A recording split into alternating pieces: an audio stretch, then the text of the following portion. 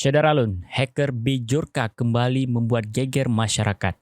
Setelah aksinya menjual data 1,3 miliar data SIM card ponsel, hacker Bjorka kembali membeberkan informasi yang sangat sensitif.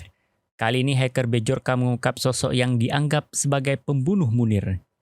Melalui sebuah tautan artikel, Bjorka menyebut sosok dalang di balik pembunuhan Munir adalah Mukdi Purwopranjono. Mukdi Purwopranjono merupakan sosok yang saat ini menjabat sebagai Ketua Umum Partai Berkarya. Nama ini sebenarnya sudah tak baru, karena Mukdi Purwopranjono juga pernah menjalani proses hukum pembunuhan Munir.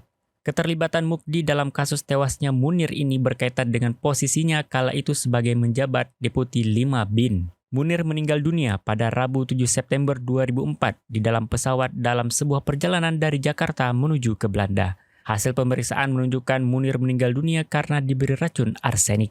Pengadilan kemudian menetapkan Polikarpus Budihari Prianto sebagai tersangka pembunuhan kasus Munir. Mukdi pernah didakwa menjadi dalang pembunuhan tersebut, namun divonis bebas di tingkat kasasi oleh Mahkamah Agung dan saat ini bahkan menjadi pimpinan Partai Berkarya.